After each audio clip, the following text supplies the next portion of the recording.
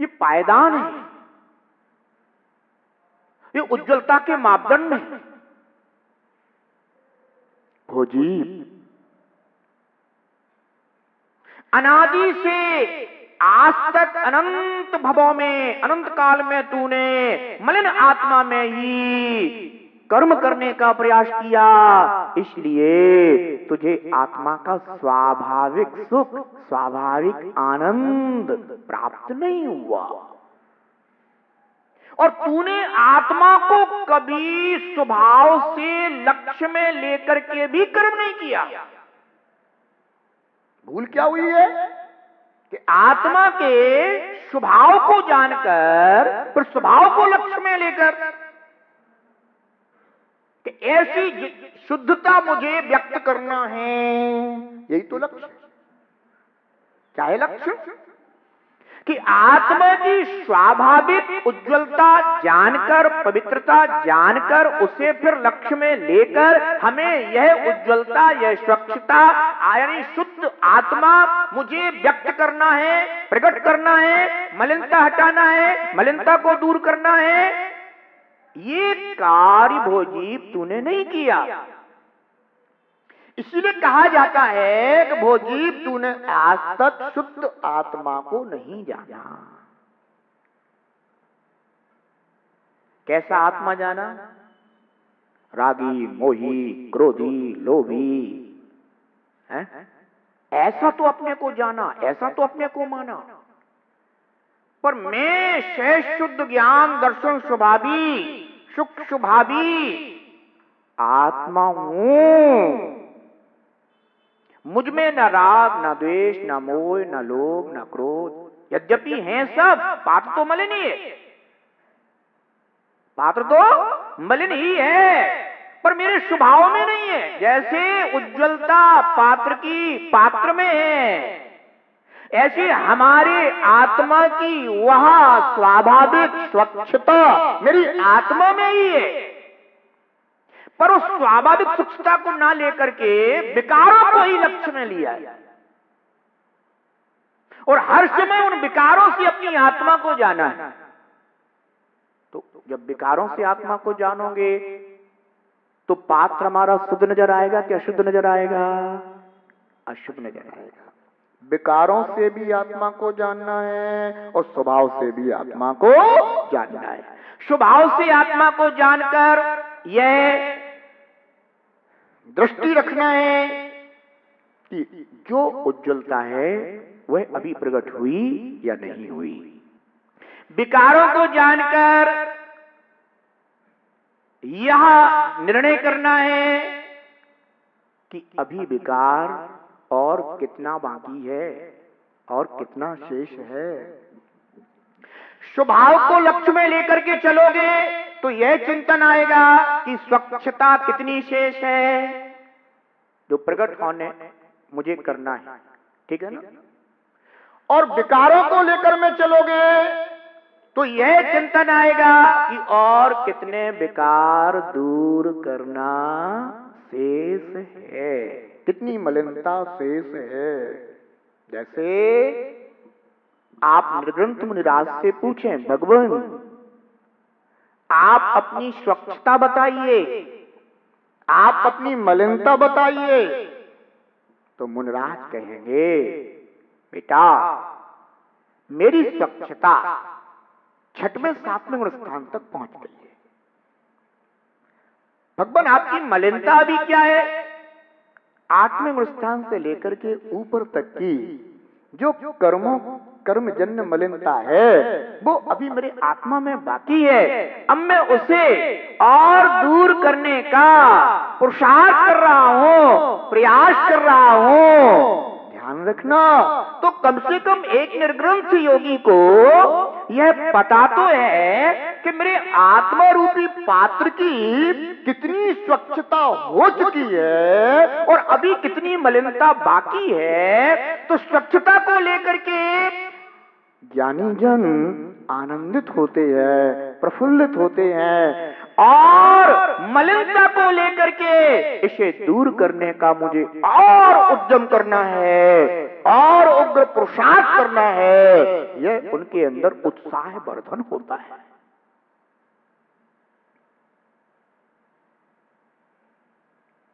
वो जीव अपनी आत्मा को स्वभाव से पहचानो। ये कार्य आज तक अनंत पर्यायों में नहीं हुआ।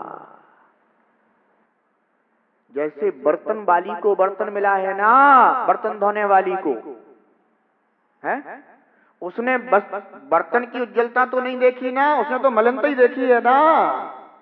पर उसने भले ही मलिनता देखी है, पर जिसके बर्तन स्वच्छ हैं, उन स्वच्छ बर्तनों को देख करके उसने यह निर्णय किया है कि यह मलिन बर्तन भी इतनी ही स्वच्छता को अपने में लिए हुए है।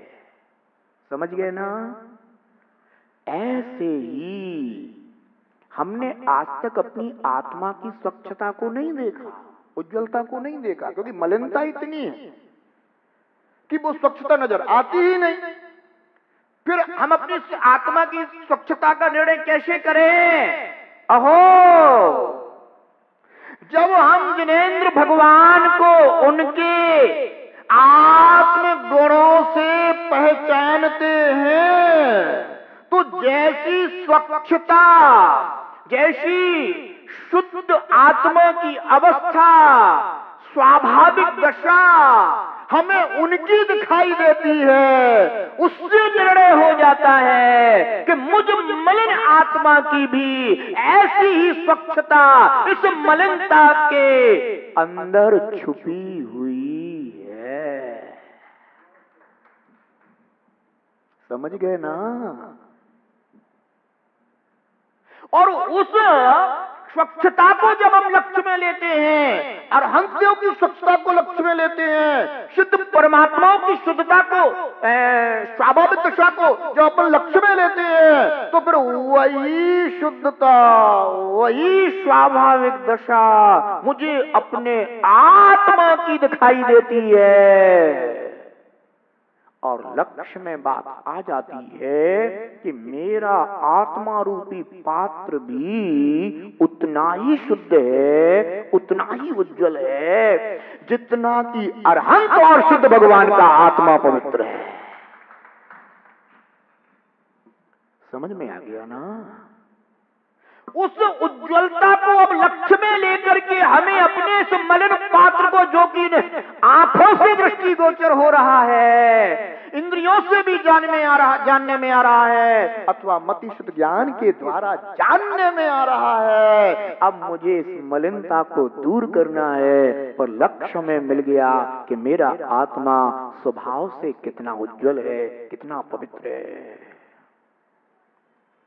मेरा आत्मा स्वभाव से अनंत दर्शन, अनंत ज्ञान, अनंत शोक, अनंत वीर, अनंत विष्ठा को लिए हुए है। ऐसे अनंत गुणों का पिंड मैं भगवान आत्मा हूँ, ऐसा लक्ष्य में वह जीव लिए हुए है। और ऐसा ही अपने को अब मानता है, जानता है। अब मैं क्या करूं? ये जो मुझे यह स्वाभाविक शुद्धता अपने आत्मा में नजर आ रही है, इस मलिनता के कारण वह ढकी हुई है। अब मैं इस मलिनता को दूर करने का पुरुषार्थ करता हूं। कितने बार तुम लोगों ने बर्तन स्वच्छ किए हैं? माताओं, कितने बर्तन स्वच्छ कर डाले आज तक? पर आज तक कभी बर्तन स्वच्छ करते करते आत्मा रूपी बर्तन को स्वच्छ करने का भाव नहीं आया?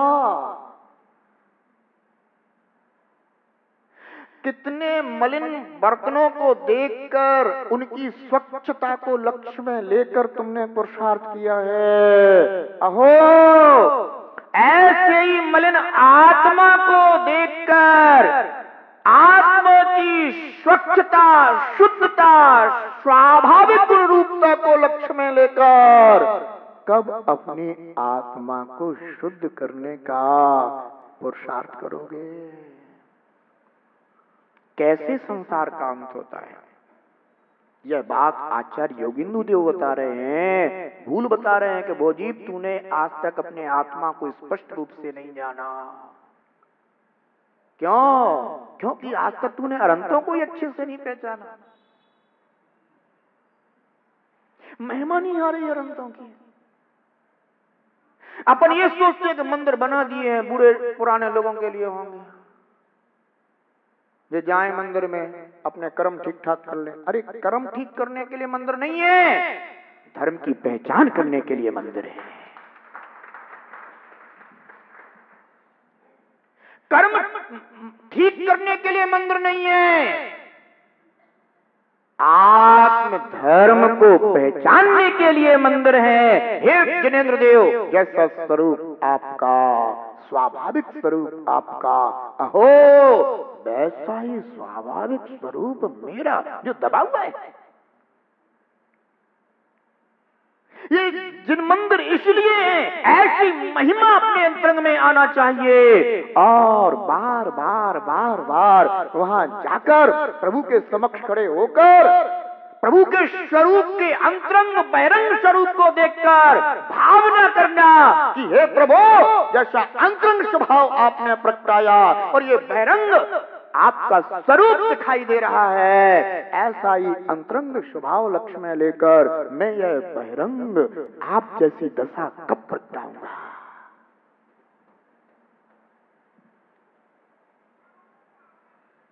ध्यान रखना, प्रभु का दर्शन करते करते मुझे अपनी आत्मा का दर्शन होता है, स्वाभाविक दर्शन होता है। और वह दर्शन तुम्हें आ गया तो बस उसी को लेकर के तो अब ये पुरुषार्थ करना है।